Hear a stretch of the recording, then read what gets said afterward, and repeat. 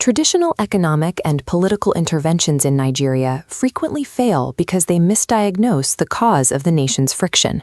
The underlying variable is emotional disconnection, a measurable erosion of national identity and collective trust that directly impacts productivity. This map identifies that disconnection as the nation's deepest crisis and offers a specific scientific solution, the Nigerian Emotional Map, or NEM. The NEM is a clinical framework. It uses behavioral science, civic psychology, and play-based learning to decode the factors driving the national psyche.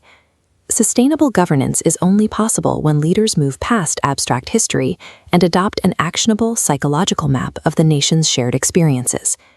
To build this map, we first define the emotional baseline. Phase 1 represents a pre-colonial era of regional autonomy and community. This early era of trade and communal life was defined by high levels of trust and pride before external intervention. Phase 2, the collision between 1800 and 1970, marks the beginning of colonial rule. Notice the radar chart for this era. The spikes in fear and anger show the structural psychological damage introduced by colonial systems. Yet, this era created a paradox. The pressure of foreign rule simultaneously forged a unifying sense of hope and resistance across the diverse population. This collision set a new emotional baseline, anchoring collective ambition to a constant state of systemic anxiety.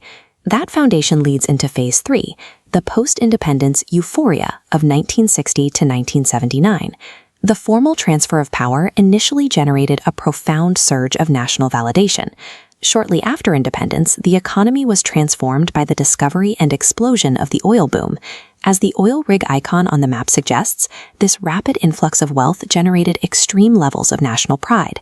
But because wealth distribution was wildly unequal, that pride was quickly met with widespread shock and anger. Because this wealth came from resource extraction rather than communal labor, it detached the citizens' sense of effort from the nation's success. Economic prosperity, when disconnected from emotional intelligence and equitable institutions, creates a volatile, unsustainable national ego. This volatility led to Phase 4, the disillusionment, an era of military rule and severe economic hardship. The presence of armed personnel in daily life signaled the abrupt shift from civilian euphoria to military intervention. The smoke-filled graphics here represent how military rule and endemic corruption embedded betrayal, disgust, and sadness into the national consciousness. Fear transitioned from a temporary state of panic into a permanent, normalized condition. In this context, resilience is not a positive trait, but a trauma response required for survival. Continuous exposure to corrupt systems erodes the psychological contract between the citizen and the state. The legacy of Phase 4 was the forced emotional detachment of the citizen, making national dysfunction the accepted norm. This brings us to Phase 5, the awakening, which covers the years 2000 through 2025.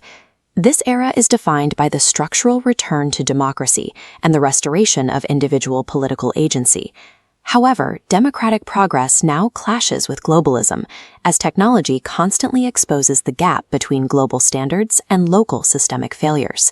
The proximity of the mobile phone and the ballot box on the map illustrates how hyper-awareness leads to trust fragmentation. A hyper-connected youth population is now constantly processing these systemic institutional failures in real time across their expanding digital networks. Despite this fragmentation, there is a simultaneous and fierce spike in hope. The modern Nigerian experience is defined by cognitive dissonance, global potential trapped within local institutional gridlock. These 5 historical phases have synthesized into the immediate present, creating specific psychological profiles. The baseline condition is resilient dysfunction, surviving chaos while struggling to align personal ambition with emotional intelligence. Hopeful anger occurs when systemic frustration is channeled directly into civic activism.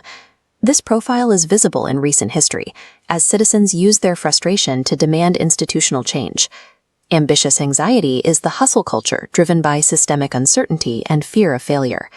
Distrustful trust is a behavioral adaptation where citizens bypass official institutions, relying on personal networks. Finally, moral exhaustion uses cynicism as a coping mechanism for persistent governance failure. These states are not cultural defects, They are logical, efficient psychological adaptations to a high-stress environment.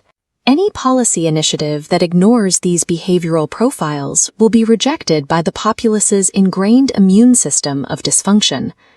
Transforming these profiles requires a shift toward the operational solutions on the map. This starts with the emotional nationality quotient, or ENQ.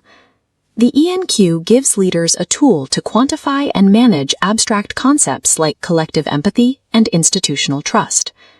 Deploying this requires active tools, like the National Cake Board game, to rebuild civic intelligence through direct communal play. By following these metrics, the nation can move toward a conscious rebirth, defined by pride and peacefulness.